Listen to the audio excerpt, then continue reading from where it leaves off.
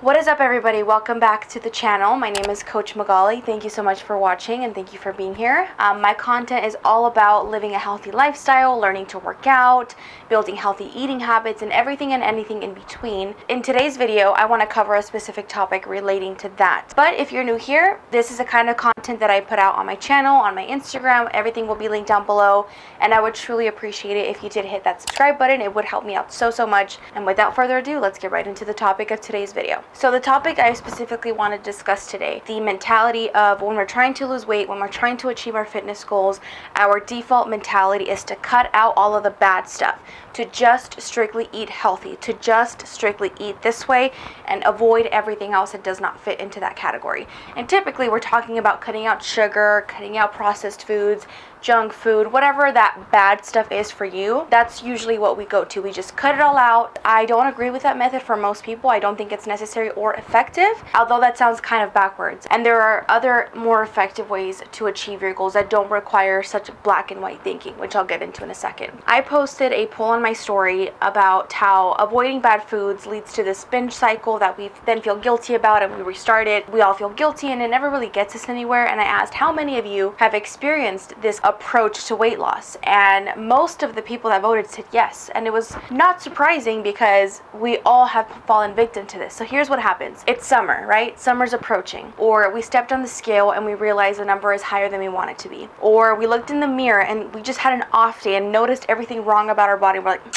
I gotta get this weight off. Or someone made a comment about you and it triggered you to want to make that change. Typically what happens, we go into that default mentality like, okay, I'm gonna cut out all the cookies, I'm not gonna eat sugar anymore, I'm only gonna drink water, no more creamer in my coffee, no more chips at lunch, no more ice cream after dinner, nothing. I'm cutting everything out and I'm only eating vegetables, chicken, and rice. We're dedicated, we're motivated, we're gonna do it. You know, you start, you're excited, you're motivated, you get a couple days in, you feel good, and then inevitably, because you're not a robot, you get the craving, right?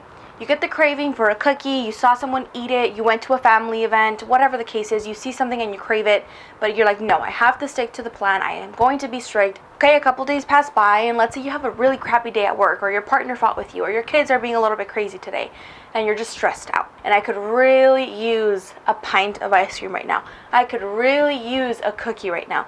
And what ends up happening? I'm just gonna have one. I'm just gonna have one serving, and then I'm gonna put it away, and I'm not gonna eat it anymore. I'm just gonna get rid of this craving this one time and move on. So we go to open the container, we grab the cookies outside of the pantry, whatever that comfort food is for you that you banned and is off limits now, you then just commit to one serving, right? But what ends up happening? Eat the whole thing because you've been craving it for so long, and then you feel like crap. You feel like shit, you messed up, you failed, you're a failure, and you throw it away and you're like, all right, Monday, I'm gonna do it again.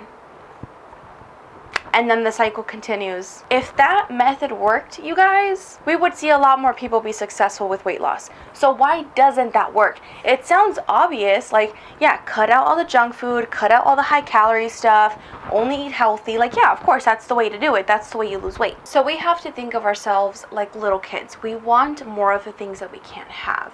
So when we try to overly restrict something or ban something off our diet, our mind just automatically craves it more. And I'm pretty sure you can relate to that feeling where you start a diet and then all of a sudden your hunger is out of control, your cravings are out of control.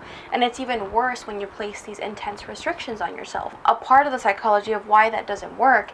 And then we have the fact that it's not even necessary. So in order to lose body fat and to live healthier and lose weight, you have to decrease your calories and be in a calorie deficit, meaning that as long as you're in a calorie deficit consistently over time, it doesn't matter where those calories are coming from. So whether you eat pizza or fries or vegetables or whatever, as long as you're in a deficit, then it's going to work.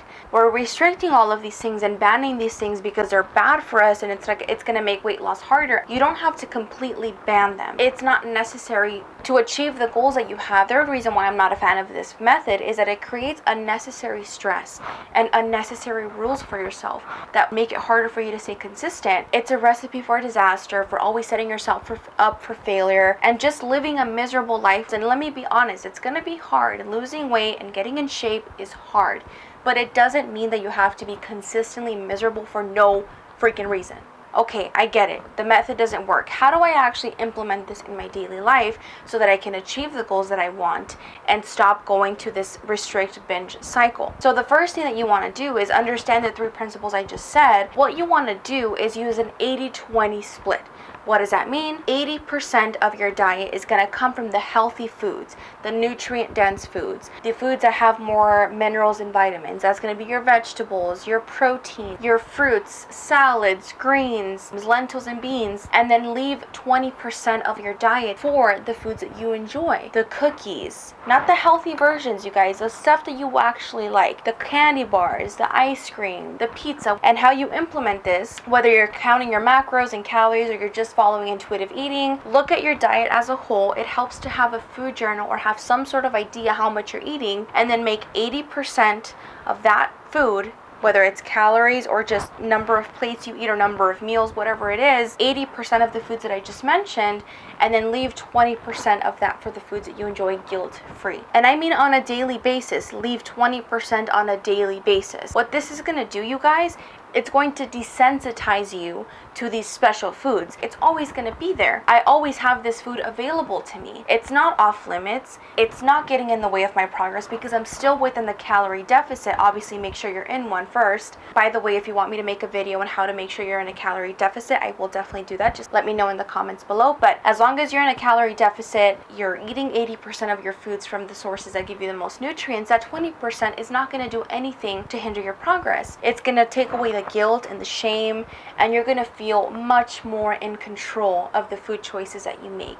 Because what ends up happening when we restrict and we overly ban stuff is that we lose our power because it becomes so overwhelming to want these things, and the cravings are so strong that we inevitably give in, leading to the binge cycle.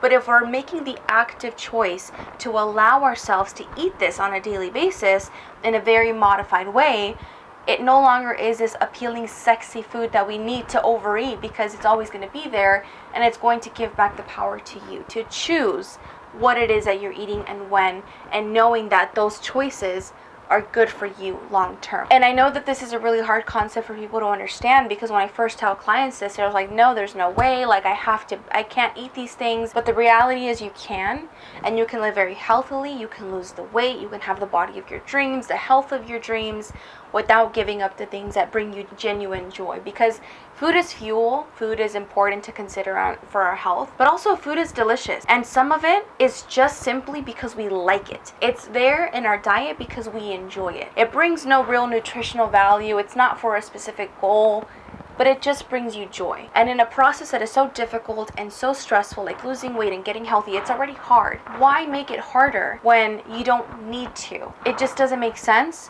And I'm so sorry to all of you that the fitness industry and personal trainers and everybody involved that lied to you and didn't educate all of us on the proper way to lose weight and how to do it without sacrificing our mental and emotional health. And I hope that my content kind of helps change that, and along with many other people that are saying the same message. That's what it comes down to. That's why I'm not a fan of the overly restrictive mentality, ban all bad things, only eat the good things. There's better ways to do it. There's more efficient ways of doing it and more enjoyable ways of doing it. And to me, as a personal trainer, I look at it like I want to make my client make as little sacrifices as possible while still making the necessary adjustments to lose weight.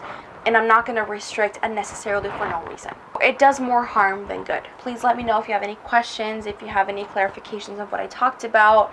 I hope that this helped you feel more in control of your food choices. It gave you permission to have good stuff in your diet guilt-free, and knowing that it's not going to ruin your progress.